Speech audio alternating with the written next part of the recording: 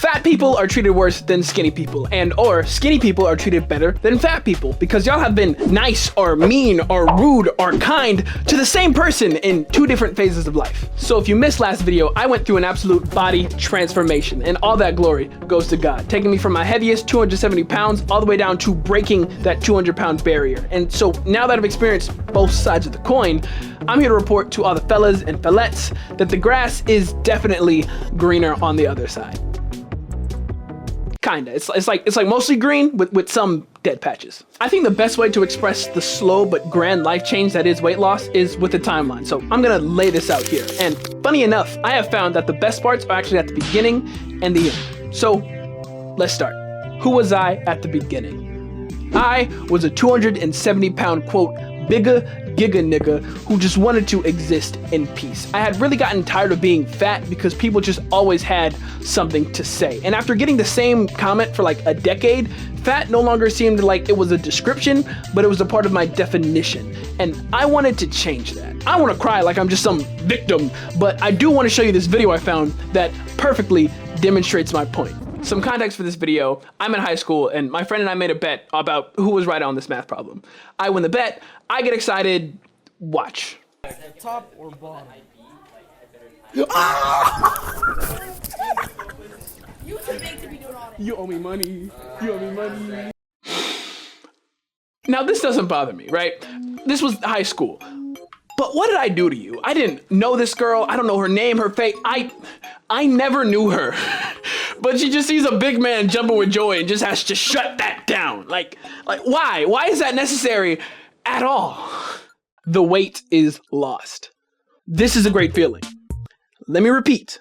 This is a great feeling. The scale is one of the only places in the world where you're happy to see the number go down. But screw the number, the visual change is everything. And what's funny is it's so easy to miss. You see the same you in the mirror every day until one day you look at a photo or even just yourself in a certain angle and you're just like, okay. But all of this pales in comparison to buying new clothes. Okay, so hear me out. Clothing stores are not made for fat people, which makes absolute sense. I want to sell the most stuff, so to get the most sales, I want to sell medium and large shirts. I absolutely get that. But that does not mean I feel any less excluded. I will never forget walking into an H&M store as a fat 14-year-old and a cashier stopping me and saying, yeah, we're not gonna have anything for you here.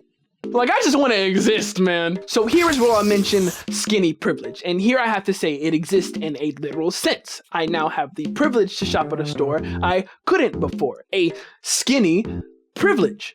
But why is shopping in a store even important? Did I discover the beauties of a shopping addiction? No.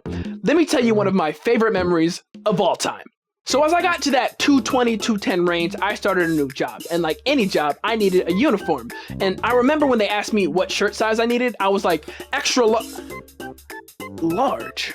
And that shirt fit good. It was the first time since losing the weight that I had really worn anything that wasn't a hoodie or a 2XL t-shirt. It fit so good, in fact, that it inspired me to go to the store. And when I was trying on those larges at the store, they didn't fit like that work shirt did. So I was sitting in the store like, do I dare try on a medium? No, I've been brown and round since 5th grade, but maybe. It fit. It fit good. And I could go on and on about how incredible I felt walking out of that store going from a 2X to a medium, but I can also move on with the video. Okay, I just spent way too much money on some clothes, but these are mediums. I'm wearing mediums. Getting muscles. So it was about 6 months of going into the gym before I realized I had been going to the gym for 6 months. Yeah, basically I didn't realize how long I had been going in there, and with the help of the new shirts, I started noticing some definition. Now, I'm not here to just say bigger muscle, better person, but I will say more muscle, more freedom. Now, what do I mean by this? Fellas, I can move. The most literal benefit of losing weight is you no longer have to carry that weight. And the most literal benefit of gaining muscle is you're stronger and can better carry more weight. Your life is literally easier, physically. Okay, moving forward to what should have been the best part, people notice. So this is absolutely a great thing, and I hope you're noticing a pattern here. I'm losing weight, I'm getting muscle, and people are noticing. The problem for me is that I couldn't take a compliment for the life of me. So for a long time, when someone complimented me and was like, whoa, nice biceps, bro, my brain would just... I really hated the compliments. And I know this sounds stupid, but I just wanted to exist. I didn't want to have to like think about my body or how it looked at all. I just wanted to exist without being perceived. All right, so this is probably your biggest question, or at least it was mine when I was a much larger man. Women. Time and time again, I would think to myself, oh, I'm too big to get that girl. Or when things would fall through, I would be like, oh man, if only I was thinner, blah, blah, blah. After any situationship ended, I was just thinking, man, is this the weight or is this me? And after losing weight, gaining some muscle, getting some clothes that fit, fellas, I can report to you that I have folded. I have absolutely folded. I have fumbled the bag so many times.